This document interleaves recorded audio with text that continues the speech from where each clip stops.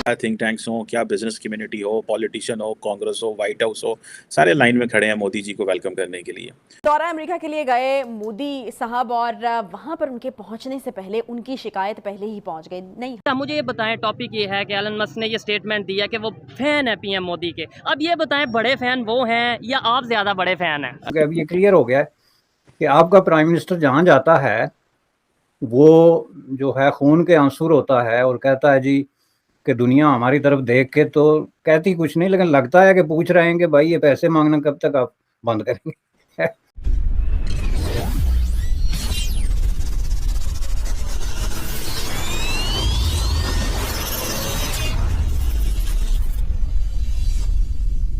Hello दोस्तों, welcome to my YouTube channel Apna Hindustan. दोस्तों, हमारे प्रधानमंत्री श्री नरेंद्र मोदी जी यूएस के टूर पर है। उनका एक वीडियो काफ़ी वायरल हो रहा है कि जब उनका स्वागत किया जा रहा था तब इंडिया का राष्ट्रगान बजाया जा रहा था। उसी टाइम बारिश भी शुरू हो गई, लेकिन वो वैसे ही खड़े रहे जब तक राष्ट्रगान खत्म नहीं होता। इसके लिए काफ़ी लोग हमारे प्राइम मिनिस्टर को अप्रिशिएट कर रहे हैं। और दोस्तों, पाकिस्तानी इस विजिट के लिए काफ़ी बौखलाए हुए हैं। वो कह रहे हैं कि कुछ 75 सांसद लोग पीएम मोदी की कंप्लेंट लेकर जो बाइडेन को मिले हैं कि इंडियन कश्मीर में लोगों को मारा जा रहा है। पता नहीं इन पाकिस्तानियों को कहां से खबर मिलती है। तो चलिए दोस्तों, मिलते हैं नेक्स्ट वीडियो में। जय हिंद। अच्छा, मुझे ये बताएं, टॉपिक ये है कि एलन मस्क ने ये स्टेटमेंट दिया कि वो फैन है पीएम मोदी के। अब ये बताएं, बड़े फैन वो हैं या आप ज्यादा बड़े फैन हैं? अच्छा, एलन सर जो हैं उनके बारे में बताना चाहूँगा। एक तो वो बहुत बड़े बिजनेसमैन हैं, ठीक है, दुनिया के नंबर वन अमीर तरीन इंसान है।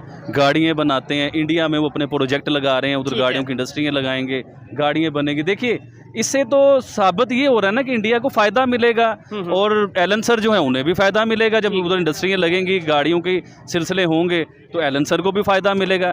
लेकिन आबिद अली जो हैं उनको कोई फ़ायदा नहीं है। ना उन्होंने इंडस्ट्री लगानी है इंडिया में, ना उन्होंने कोई बिजनेस करना है इंडिया के साथ, उन्हें कोई भी फ़ायदा नहीं है। और एलन सर की एक और बात बताओ, जितनी आपकी मेरी अभी तक बात हुई है ना, इतनी देर में वो इतना पैसा कमा सकते हैं कि जो मैं 10 सालों में भी नहीं कमा सकता हूँ। तो उनके साथ मेरा मुकाबला नहीं बनता। लेकिन मैं अपनी ऑडियंस पे ये बात छोड़ता हूँ। आप बताइए, मोदी साहब जो हैं उनका ज़्यादा बड़ा फ़ैन मैं हूँ या एलन सर हैं? अब आप बिजनेसमैन को देख लीजिए या एक सिंपल इंसान को देख लें। चले, ये देखने वाले बताएंगे कौन बड़ा फैन है और क्या मामला है। अच्छा, ये बताएं कि जिस तरीके से वहाँ पे गए हैं, इंडिया के प्राइम मिनिस्टर गए हैं और वो बिजनेस के हवाले से डील कर रहे हैं, एलन मस्क को मिले हैं और एलन मस्क ने भी बड़ी स्टेटमेंट दी है, फैन हूँ। क्या आपको लगता है कि आने वाले दिनों में टेस्ला बहुत तेज़ी से इंडिया में बिजनेस करने जा रही है? जी सर, वो बिजनेस इस लेवल पे करने जा रहे हैं। मैंने ना अपनी लास्ट कुछ वीडियोस में बताया था कि आने वाला टाइम जो है ना चाइना के लिए ख़राब है, इंडिया के लिए बड़ा ज़बरदस्त गोल्डन जो है ना आने वाला टाइम है। अब एलन कोई छोटा नाम नहीं है सर, एक ब्रांड, एक मतलब दुनिया का अमीर तरीन आदमी, और वो इंडिया में इंडस्ट्रियाँ लगा रहे हैं। इससे इंडिया में खुशहाली आएगी। अच्छा साहब, भारत के वज़ीर आज़म नरेंद्र मोदी तो अमेरिका आए हुए हैं और इस वक्त तो वो हमारे उधर एक मुहावरा बोलते हैं कि भारत की तूती बोलती है। ठीक है, अमेरिका के अंदर क्या थिंक टैंक्स हो, क्या बिजनेस कम्युनिटी हो, पॉलिटिशियन हो, कांग्रेस हो, व्हाइट हाउस हो, सारे लाइन में खड़े हैं मोदी जी को वेलकम करने के लिए। और एक तरफ पाकिस्तान है, वहाँ पे वो इमरान खान साहब ने फिर कल अटलांटिक काउंसिल को एक इंटरव्यू दिया और कहा है कि पाकिस्तान की जो फ़ौज है वो लड़ने के लिए तैयार नहीं थी और पाकिस्तान की फ़ौज जो है वो इक्विप्ड नहीं है। और बस साहब, आप कैसे देखते हैं ये 75 साल हम कहाँ पहुँच गए हैं? क्या हम आज जिस तरह चाइना दुनिया के साथ लिंक्ड है तो हम समझते हैं फ़ायदा हो रहा है हमें कि जी चाइना इस वक्त global supply chain business politically active है। आज अगर हम इंडिया के साथ भी हमारे टर्म्स अच्छे होते तो ठीक है, हम तो पीछे रह ही गए, लेकिन इंडिया के जिस तरह ग्लोबली कनेक्ट होने के हमें भी तो बहुत ज़्यादा फ़ायदे होते अगर चाइना से हमें फ़ायदे मिल रहे हैं। तो आपको क्या लगता है, हमारी जो एलीट है क्या उसने हमारी जनरेशन्स के लिए एक अपॉर्चुनिटी मिस कर दी, या कि हम समझ ही नहीं सकते थे कि इंडिया इस मुकाम पे पहुंचेगा, या हमें ये तसव्वुर ही नहीं कर सकते कि इंडिया इस जगह पहुंच जाएगा? क्योंकि बहुत सारे लोगों का तो पाकिस्तान में कहना है कि हमने बड़ी कोशिश की है कि इंडिया को नीचे खींच के रखें और बड़ी देर हम लगे रहे हैं इस काम में। तो sir, what do you make of this Modi ji का विजिट और ये जो इमरान खान ने बात की और हमने जो जहाँ पे आ खड़े हो गए? सर देखें जी, ये तो एक ऐसा टॉपिक है ना जिसकी कुछ ट्रैजिक पहलू हैं और कुछ कॉमिक पहलू भी ज़्यादा निकलते हैं। मैं चूँकि एक अरसे से मैं इस डिस्कशन को इवॉल्व होते देख रहा हूँ पर्सनली। 2004 में मैंने यहाँ पे कनाडा का एक लोकल केबल चैनल है, उस वक्त ज़ाहिर केबल चैनल ही होते थे, कोई सेटेलाइट या ये सोशल मीडिया नहीं था, तो उस पर मैंने बात करनी शुरू की थी हफ्तावार। तो उसमें लोग मुझसे ये सवाल पूछते थे कि इंडिया पाकिस्तान कंपैरिजन, तो वो मैं चुपके से कर देता था। ये आज से 20 साल पहले की बात है। फिर उसके 4-5 साल बाद लोगों ने जब यही सवाल पूछने शुरू किया तो मैंने उनको कहा कि आप एप्पल और ऑरेंज को कंपेयर कर रहे हैं।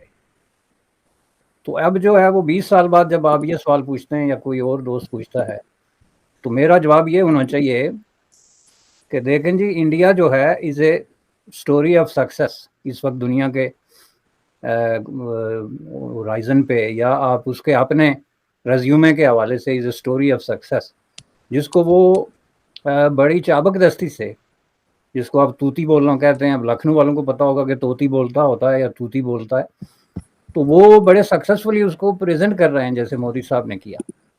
दूसरी तरफ जो है वो पाकिस्तान की जो स्टोरी है is a story of failure. अब ये मैं एक नए जाविये से कंपेयर करना शुरू हो गया हूँ, story of success, story of failure. वो एप्पल ऑरेंज वो चीज़ें मैंने अब पीछे छोड़ दी, क्योंकि अब ये क्लियर हो गया है कि आपका प्राइम मिनिस्टर जहाँ जाता है वो जो है खून के आंसू होता है और कहता है जी कि दुनिया हमारी तरफ देख के, तो कहती कुछ नहीं, लेकिन लगता है कि पूछ रहे हैं कि भाई ये पैसे मांगना कब तक आप बंद करेंगे। तो दूसरी तरफ आप जा रहे हैं यूनाइटेड स्टेट ऑफ अमेरिका में, आपको रेड कारपेट जो है वो प्रोटोकॉल मिलता है, कांग्रेस से खिताब का मौका मिलता है, जितना भी एक बहुत ही करीब तरीन एलाई जिसको आप कहते हैं ना, दोस्त का जो एक ट्रीटमेंट होती है एक सरकारी गेस्ट के तौर पे, और ये बड़े रेयर किस्म के इवेंट होते हैं यूनाइटेड स्टेट ऑफ अमेरिका में। वहाँ तो लीडर हर दिन 2-4-20 लीडर बैठे होते हैं दुनिया से आए हुए, लेकिन जो बाकायदा एक स्टेट गेस्ट और उस प्रोटोकॉल के अंदर वो आपको सामने नज़र आ रहा है। अफगानिस्तान के बाद जब जो है वो जब अमरीकियों के मफादात ख़त्म हो गए तो वो लात मार के उधर हो गए, उनको उनसे कहीं गुना बड़ा ताकतवर उभरता हुआ positive thinking progressive forward looking किस्म का मुल्क मिल गया जिसको आप भारत कहते हैं। तो जाहिर है जब उनको अमरीकियों को भी 50 साल लगे पिक और चूज़ करने में जनूबी एशिया में, बड़े बड़े तलख बाकोल उनके तजर्बात से गुजरने के बाद कि वो किस किस किस्म के तजर्बात से गुजरे, ये पिक एंड चूज़ करने में कि जनूबी एशिया में ये कौन सा ऐसा चमत्कार हम कर सकते हैं जिसकी वजह से इंडिया और पाकिस्तान दोनों हमारे अलाइज हों। और इसी सोच के नतीजे में जो है वो जो आपका एक जॉइंट डिफेंस साउथ एशिया में कॉन्सेप्ट आया था, ये बेसिकली अमरीकी ख्वाहिश का इज़हार था कि सोवियत यूनियन के खिलाफ ये दोनों मुल्क मिलकर लड़ें, जो कि भारत ने इनकार कर दिया और उन्होंने कहा जी हमने किसी के साथ मिलकर किसी के खिलाफ नहीं लड़ना। मैं ये बारहा कह चुका हूँ कि भारत की ये जो पॉलिसी थी कि हमने किसी एक का स्टूज बन के दूसरे से नहीं लड़ना, ये उसको आज पे बैक कर रही है। और आज भी अमेरिका के अंदर जाके नरेंद्र मोदी वो जो अप्रिसिएशन ले रहे हैं या रिस्पेक्ट ले रहे हैं, उसके पीछे ये चीज़ है, भारत ने अमेरिका की करीब करीब जो पार्टनरशिप के बावजूद अभी तक आप ये देखें कि इंटरनेशनल पॉलिटिक्स में साइड नहीं ली है। चीन के साथ उनकी जो सरगर्म चल रही है वो तो 60 से चल रही है ना, उसमें तो अमेरिका का रोल नहीं।